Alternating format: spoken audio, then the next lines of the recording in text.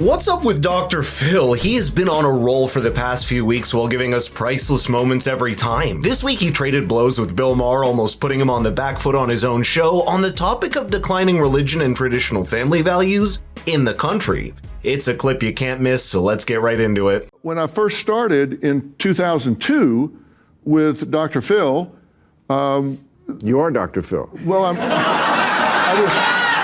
was sorry to say, that was a softball. I'm glad you hit it.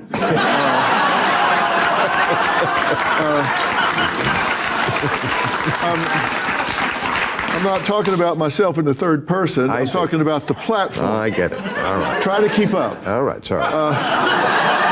Honestly, it's not often that you get to see a guest respond to Bill's sarcastic jibes in a way that almost makes him crawl back into a shell, and especially not when he's always got an entire audience on his side that will apparently clap at anything. These are not very good jokes. But these few seconds just set the stage and tone for the rest of the show. In fact, I actually think it started earlier than that, because a few months ago on the Club Random podcast, the two almost left the show hanging with a major disagreement on the role of marriage in individual and collective life. Perhaps it was in that backdrop that the discussion resumed now, along with the slight fraction we saw back a few months ago. And that's why here we get to the meat of the conversation, because it's clear that Dr. Phil is refusing to budge on the impact he believes has been of the decline of the family and religion in America, especially after having talked about it in great length in his new book called We've Got Issues. People, there are predators online that we didn't have before. There's cyberbullying that we didn't have before.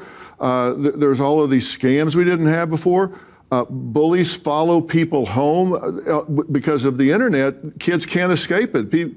Parents think their child's back in their bedroom just doing their homework, but they're getting bullied on these chat rooms. And also, things really changed, and I've changed with it. And now, it's changing again. People are becoming really socially conscious and sensitive about narratives that are being pushed on them right now. Words you can't use, words you have to use. And I'm not just talking about pronouns and stuff. I'm talking about even the Justice Department doesn't want to call a felon anymore. They want to call them justice-involved people. Don't you think it ties into a deeper question in the modern society? How many people you meet every day hold the same kind of beliefs that seem to be getting foisted upon us on issues like race and gender? The answer is not that much, and that should tell you something. Real life and real communities are not as heated and divided as the online world makes it seem. In his latest book, Dr. Phil refers to it as the tyranny of the fringe, which points to the loud and noisy minority extreme that seems to have captured public discourse while drowning out moderate voices. You don't see most people in real life obsessing over things like gender pronouns or the same kind of polarization that you see on racial issues in the online world. All in all, the crisis of the modern world is a crisis of all sense-making mechanisms. We don't know what to trust anymore, and as a result, people keep buying into the latest fad or scare, trying to and cling on to something. Now, it's certainly hard to pinpoint where this phenomenon came from, whether with the rise of the internet that magnified our insecurities, or with the decline of values and ideas that used to bind us together. There's been a phrase that's been popular in philosophical and theological circles for a few centuries. That's there is a God-shaped hole in the modern human heart, because the role that things like religion played in individual and collective life at least gave people a degree of stability, certainty, and safety in their worldview. I should mention that you don't even need to be religious to be able to recognize this fact. In fact, even an atheist or agnostic will admit that there's a period of uncertainty and insecurity when they give up the solid foundation of God, and in that God-shaped hole, other things start to creep up like nationalism, tribalism, and half-baked ideologies that give at least a sense of identity. Perhaps it's that transitional phase that we're going through as a society, compounded by the breakdown of a traditional family and marital systems. At least for someone like Dr. Phil, it's a cause worth exploring. The other thing what I think we disagree a lot on is that you think family and faith are a big fix to the problems we have.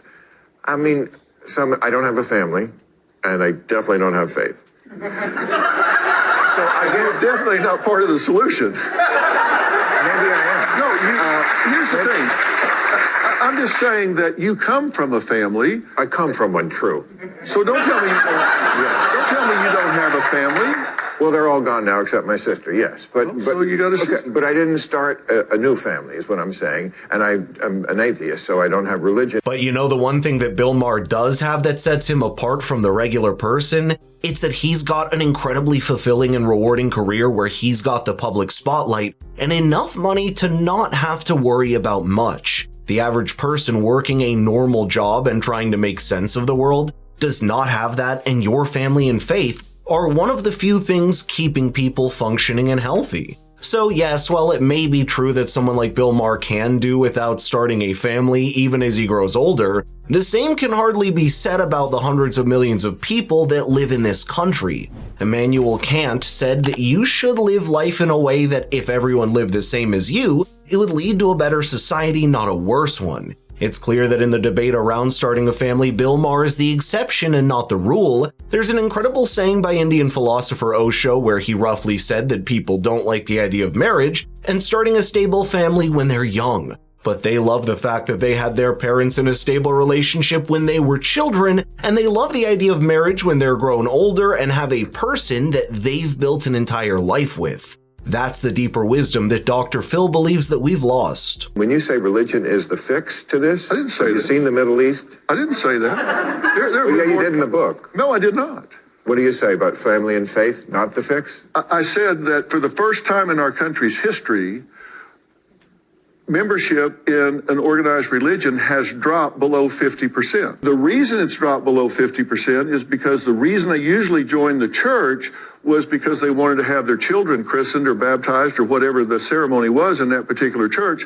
And our birth rate has dropped to 1.6. We need 2.1 in order to sustain the infrastructure that we have. So in that sense, the fall of the family structure isn't the only problem. The larger problem that we've not yet built any other structure to replace it. As a result, most young people are chucked into a world where they're led by their emotions and instincts in relationships, which just is not conducive to the emotional health of a nation. It's not just personal because millions of personal choices ultimately have a practical impact in this case, where the United States has a very low birth rate today at just 1.6 against a bare minimum of 2.1. Canada has an even lower replacement rate, and our populations would be rapidly failing if it weren't for the large influx of immigrant populations in the country.